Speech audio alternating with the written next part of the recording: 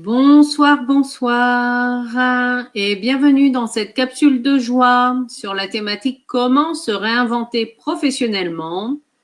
Et nous allons voir ensemble, la deuxième étape du processus qui est de faire le tri dans ses projets professionnels. Donc, si vous ne l'avez pas déjà écouté, il y a une vidéo, une capsule de joie qui a été enregistrée la semaine dernière.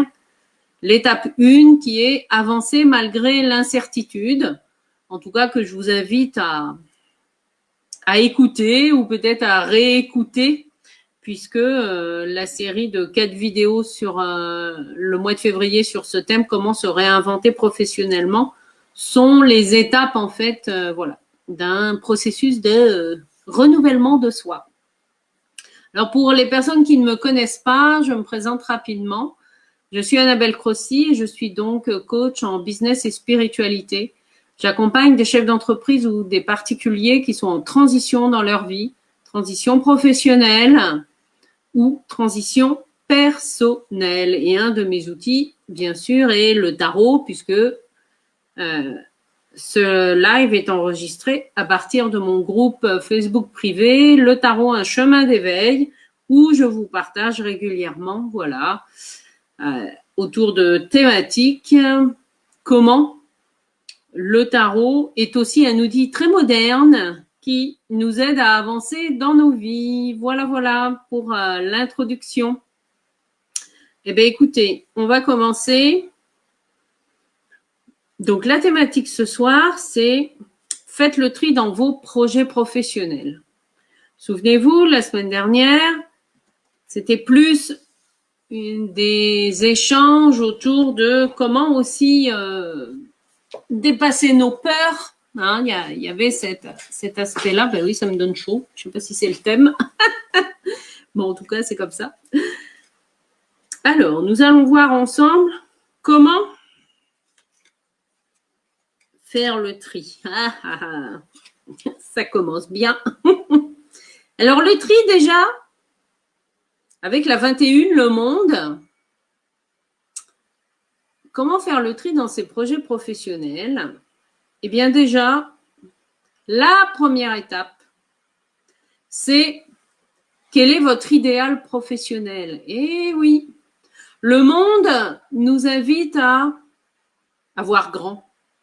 Quel est votre projet professionnel ou votre projet de vie, hein, parce que ça peut être bien plus qu'un projet professionnel, même si on est sur cette thématique pour ce mois-ci.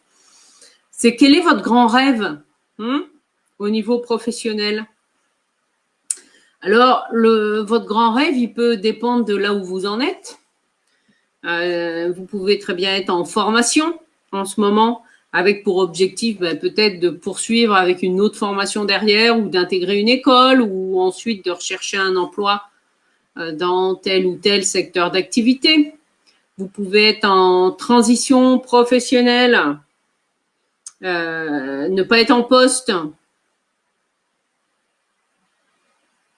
Alors, ne pas être en poste, ça peut être, par exemple, être en arrêt maladie ou alors être entre deux postes, entre deux. Vous avez un rêve, mais vous n'avez pas encore eu l'audace de le réaliser.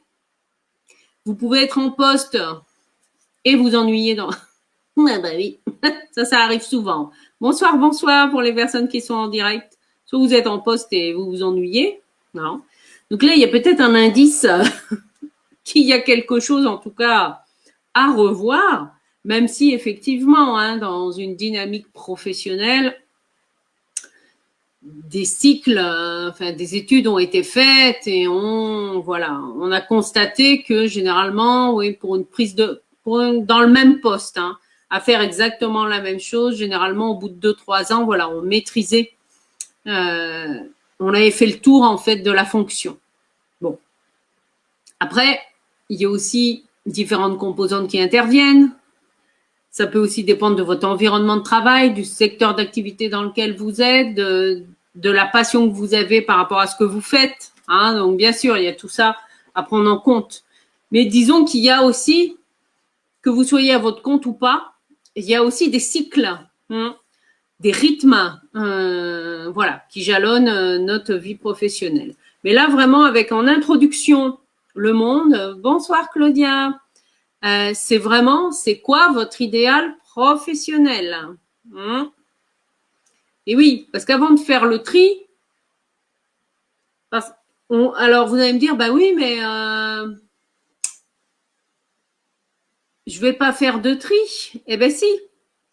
Pourquoi? Parce qu'en mettant le focus sur votre idéal professionnel et en construisant pas à pas comment aller vers cet idéal, parce que on est bien d'accord, l'idéal, il n'est pas fait pour rester dans un carton ou dans votre tête. Il est fait pour être vécu. Et en plus, là, nous sommes dans, je vous rappelle que pour le mois de février 2021, nous sommes dans l'énergie de l'arcane sans nom, hein, le squelette qui généralement fait peur, qui est parfois appelé la mort dans certains jeux. Voilà, je vous la remonte.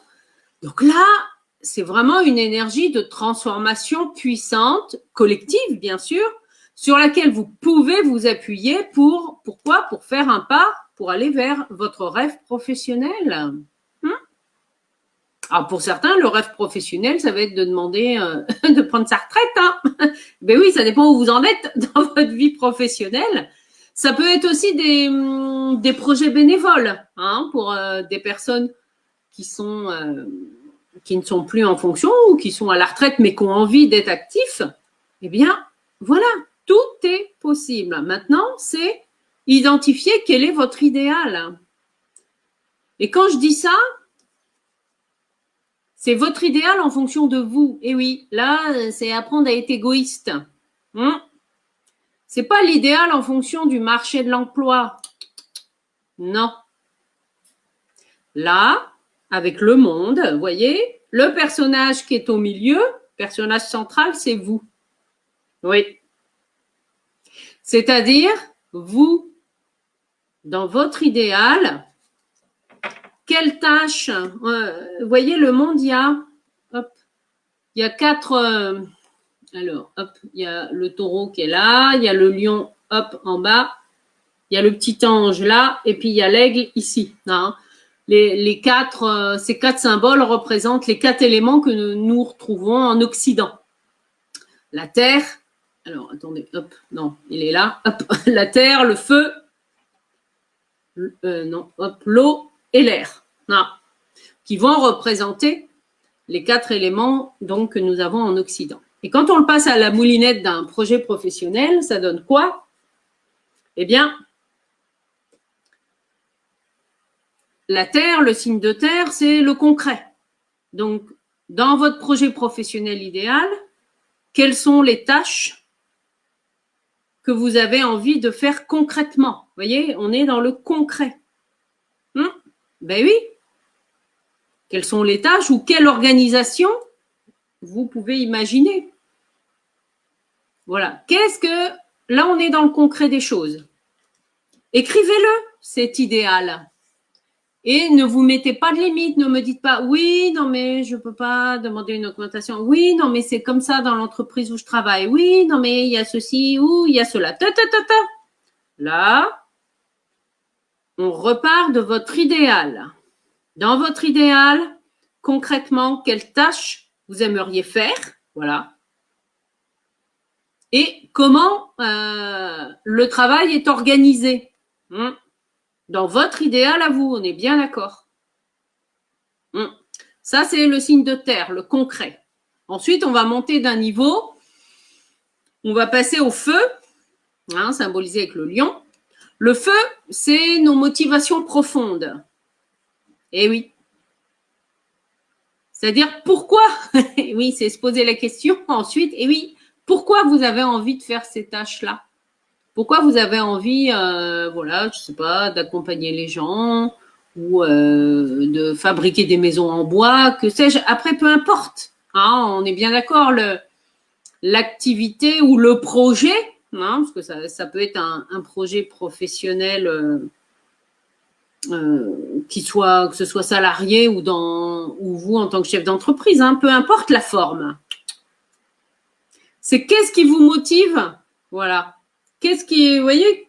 Alors, c'est pas la motivation qui vient du mental en disant oui, non, mais alors je veux faire ça parce que selon les chiffres, Je dis pas qu'il faut faire n'importe quoi, mais là, je vous demande votre motivation qui vient du fond de vos tripes. Ouais.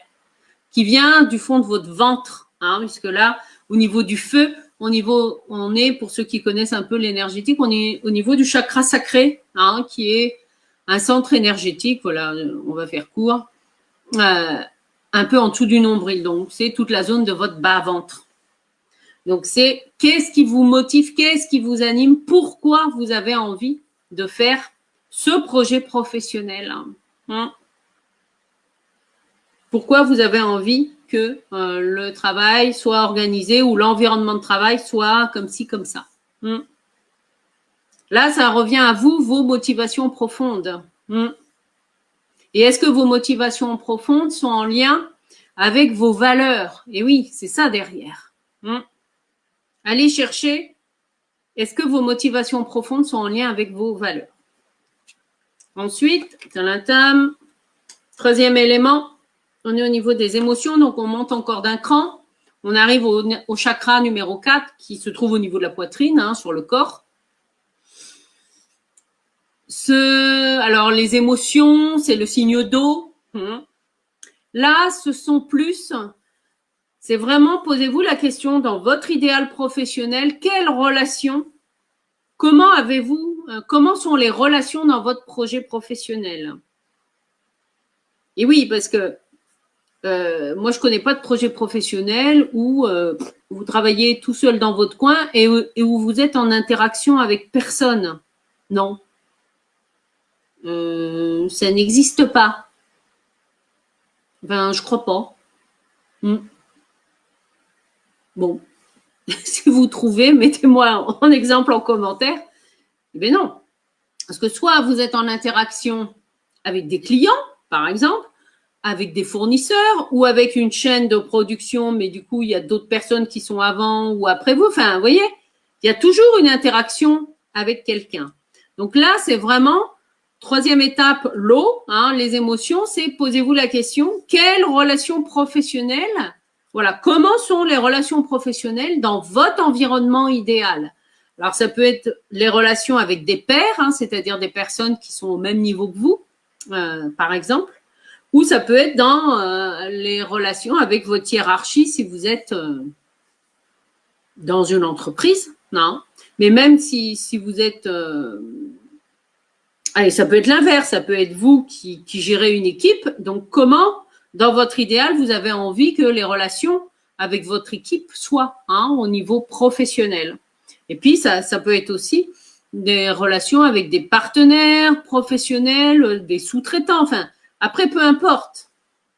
L'important, c'est, voilà, comment vous avez envie de vivre ces relations professionnelles.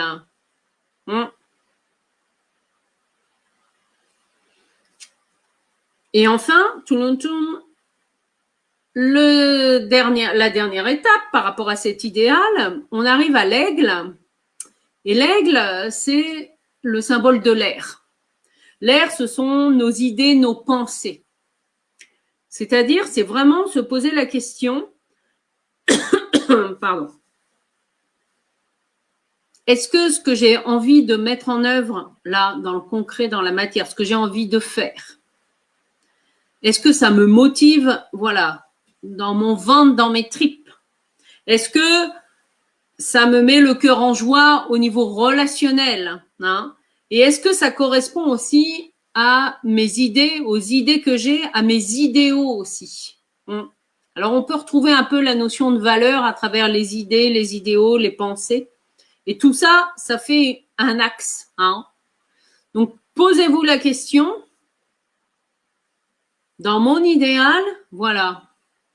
C'est, est-ce que... alors, là, c'est une invitation à ouvrir l'esprit, c'est-à-dire, là, vous écrivez votre idéal de ce que vous aimeriez vivre et non pas forcément ce que vous vivez, hein, on est bien d'accord.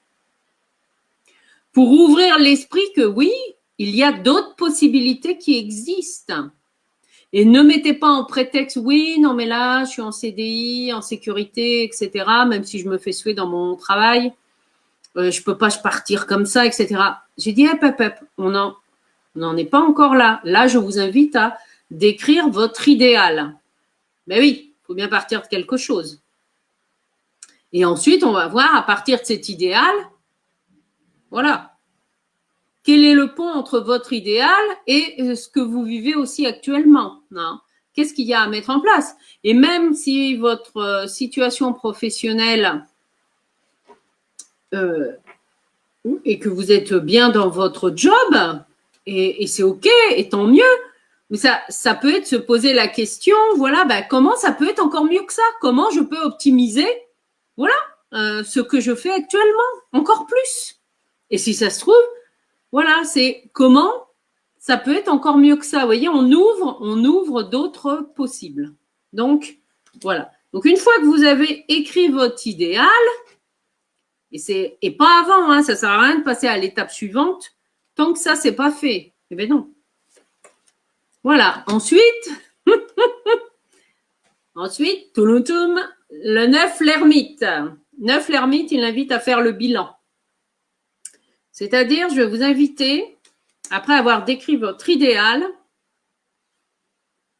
à prendre le temps de faire un bilan sur votre expérience professionnelle, que ce soit en termes de savoir, savoir-être ou savoir-faire, dans le champ professionnel et dans le champ bénévole, hein, souvent qu'on oublie, mais nous développons des compétences, et oui, même si nous sommes bénévoles et pas rémunérés pour, ça n'empêche pas de développer des compétences dans un contexte donné.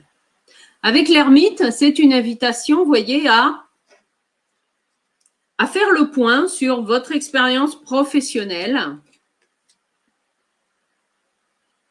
au regard de votre idéal, c'est-à-dire aller chercher dans votre expérience professionnelle ou extra-professionnelle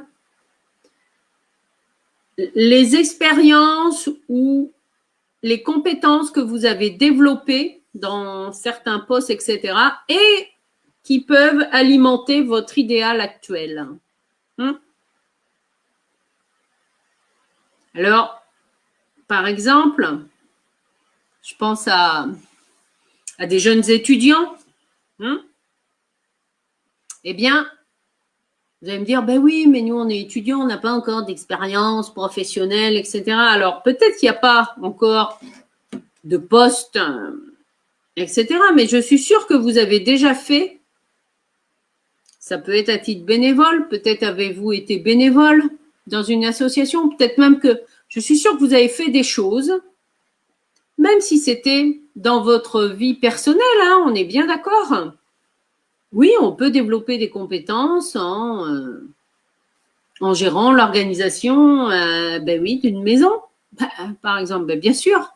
Hein, vous voyez, c'est vraiment, c'est prendre le temps d'observer ce que vous avez appris, ce que vous avez expérimenté et comment faire le lien justement avec votre idéal, comment ça peut venir nourrir votre idéal, soit en termes de compétences, soit en termes de contexte professionnel. Hein. C'est vraiment prenez le temps de vous poser et d'aller explorer, oui, tout ce qui est activité extra-professionnelle. Hein. Mais oui, parce que peut-être que eh ben, vous avez fait des jobs d'été, par exemple, pour les étudiants. Peut-être que au niveau familial, ben, c'est vous qui qui gérez, par exemple, je sais pas, l'organisation d'une cousinade.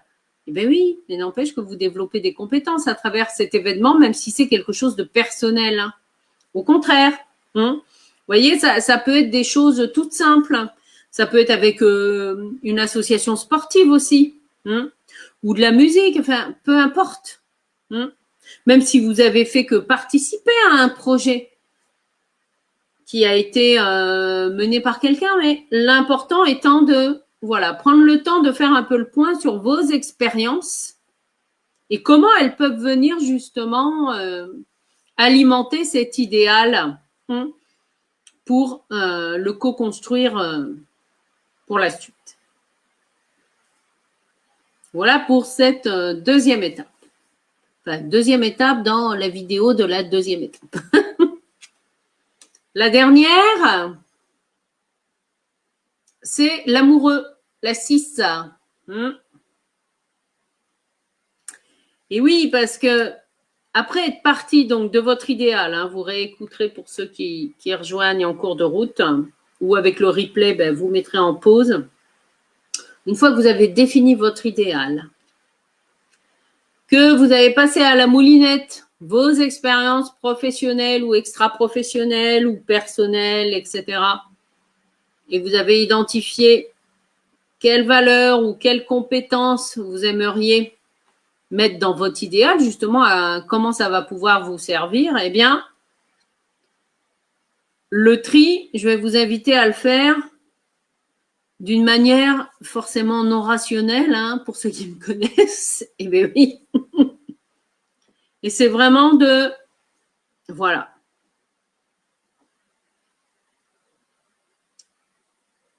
Dans cet idéal, il est important que les 4 étapes qu'on a vues ensemble avec les 4 éléments, la terre, le feu, hein, l'eau et l'air, il est important que ces 4 éléments vous mettent le cœur en joie. Et ça va être je vais vous inviter en tout cas à faire un choix du cœur, oui, par rapport à votre idéal professionnel. Alors, vous pouvez très bien faire des allers-retours, hein, c'est-à-dire que peut-être en repensant à votre passé professionnel, ah ben oui, tiens, il y a eu cette expérience-là où j'avais fait ça, ah puis ça, parce que parfois, comment dire, moi je l'ai observé dans les bilans de compétences salariées, parfois c'est pas forcément le poste en lui-même dans lequel les gens se sentent mal, c'est souvent lié à l'environnement aussi professionnel, hein. Donc, il y a plusieurs composantes. En tout cas, c'est une invitation à faire quoi? Ben, à faire le choix du cœur, hein. Eh bien oui. Et à mettre le focus sur votre projet professionnel qui vous met le cœur en joie. Et oui. Alors, peut-être que pour aller vers la réalisation de cet idéal qui vous met le cœur en joie, eh bien, qu'est-ce qu'il va y avoir entre deux? Eh bien, l'ermite. L'ermite, c'est on avance pas à pas. Non, ça va être de créer un pont entre votre idéal, ce qui vous met le cœur en joie, et l'ici et maintenant. Alors, 30, 36, eh ben 9. Eh ben ouais. Donc, quand je fais la somme, je vais vous les remontrer. Finalement, c'est cohérent, hein, comme à chaque fois. Donc, la 21, attendez, ah non, je suis à voilà. 21, donc, quel est votre idéal? Ensuite, l'ermite, c'est je prends le temps de faire le point sur ma vie professionnelle, les expériences, etc. Et ensuite, je choisis ce qui me met le cœur en joie. Vous pouvez très bien être compétent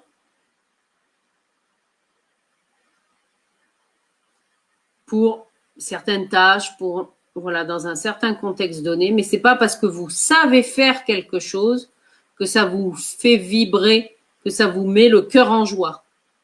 C'est là la limite entre la zone de compétence et ce qu'on appelle la zone de génie. Parce que là, ça vous oblige, oui, à vous connecter en fait à ce que j'appelle la mission d'âme. Et alors, quand j'additionne 21 plus 9 plus 6, ça me fait 36. Donc 3 plus 6, on revient à l'ermite. L'ermite, il invite vraiment, prenez ce temps-là de faire une analyse de votre passé professionnel, de le définir votre idéal. Et oui, vous allez me dire, oui, mais j'ai pas le temps, ni, nana, c'est pas ma priorité, etc.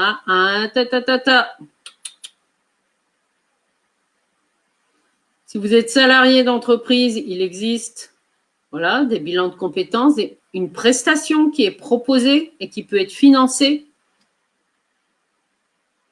et qui aide à faire ce bilan-là. Et sinon, pour les autres personnes, eh bien, il est tout à fait possible de réaliser des projets professionnels.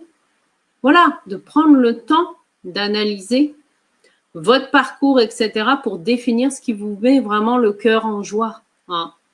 L'ermite, c'est je prends le temps. Oui, et c'est aussi un élément clé, c'est la patience. Parce que parfois, entre notre idéal et puis la mise en œuvre, eh bien oui, parfois il se passe un certain temps. Et que c'est pas, hop, que tout ne se fait pas forcément en 24 heures. Parfois, les transitions professionnelles, ça peut demander plusieurs mois. Eh oui, voire parfois 1 an ou 2.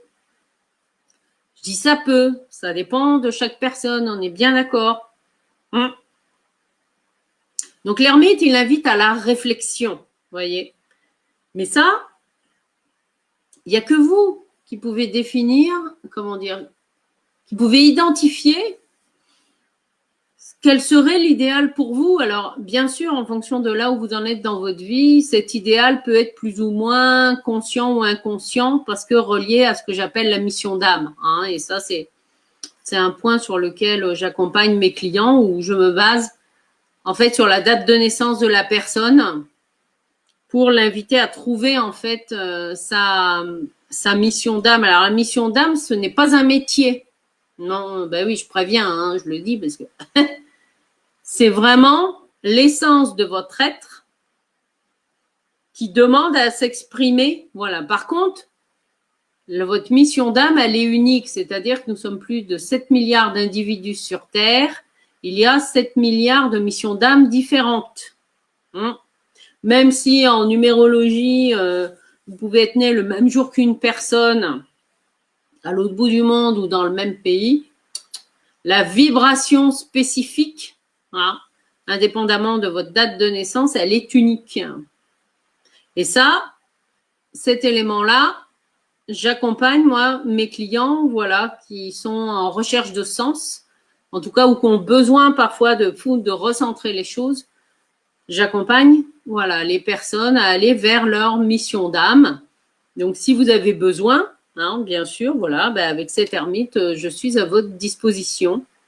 Je vais vous mettre le lien vers un rendez-vous clarté que je vous offre, un rendez-vous de 45 minutes où on va aller identifier quels sont vos blocages et quel accompagnement derrière moi je peux vous proposer pour vous aider à avancer, pour aller vers votre idéal professionnel, puisque là on est sur le champ professionnel. Donc voilà ce que j'avais envie de partager avec vous ce soir dans cette vidéo, l'étape 2, donc sur le processus comment se réinventer professionnellement en 2021. Alors, je vous rappelle qu'il va y avoir, pour ceux qui me suivent sur Facebook, il va y avoir donc 2 autres étapes. La 3e étape, le 12 février à 18h sur mon groupe Facebook, Le Tarot, un chemin d'éveil, ce sera utiliser votre intuition pour garder le cap. Eh bien oui, c'est important aussi d'utiliser cette capacité-là.